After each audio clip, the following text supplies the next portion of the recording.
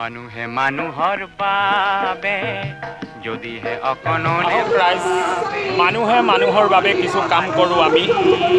আপোনালোকে নিশ্চয় অৱগত, শিৱসাগৰ, যোৰহাট, নাজিৰা সকলোতে বৰ্তমান বানৰ সংহাৰী ৰূপ। আমি তেওঁলোক সকলোকে সহায়ৰ উদ্দেশ্যেৰে অম্বিকাগিৰি বৃহত্তৰ অম্বিকাগিৰি নগৰ সেউজ সংঘৰ উদ্যোগত শ্ৰী শ্ৰী লক্ষী মন্দিৰ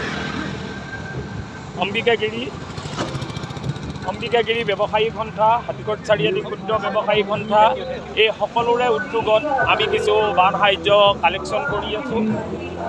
আজি আমি বান সাহায্য কৰাৰ আজি দ্বিতীয় দিন। আজিৰ পৰা আমাৰ এই বান সাহায্য সমাপ্তি পৰিব আৰু ইয়াৰ পৰা যিখিনি আমি অনুদান পাওঁ, টকাই হওক, কাপোৰ কানি, বাচন বৰ্তন, যিকোনো অনুদান পাওঁ, এই সকলোবোৰ অনুদান আমি দুদিন পিছত শিৱসাগৰলৈ আমি লৈ যাম।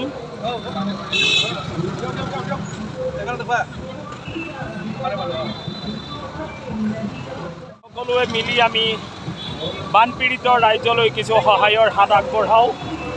সেই উদ্দেশ্যেৰে আমি আজি গীতানগৰৰ ফিল্ডৰ ওচৰতেই আমি ইয়াত কিছু কালেকশ্যন কৰিব আহিছোঁ।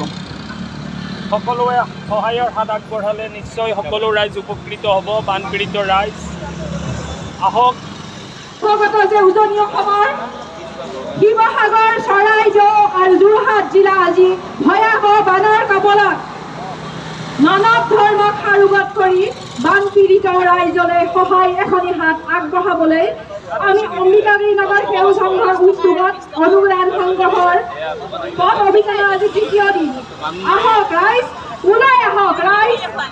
আজি আমি আপোনাৰ পদূলি মুখত জাতিৰ এই দুৰ্যোগত আহক আমি সকলোৱে আশ্ৰয়সকলৰ কাষত থিয় দিওঁ। আহক ৰাইজ, ওলাই আহক। আজি আমি আপোনাৰ পদূলি মুখত মানৱ ধৰ্মক সাৰোগত কৰি বানপীড়িত ৰাইজলৈ আপোনালোকৰ সামৰ্থ্য অনুসৰি আগবঢ়োৱা প্ৰতিটো সহায় বৰঙণিৰে এই বানপীড়িত ৰাইজক কিছু হ'লেও সকাহ দিব।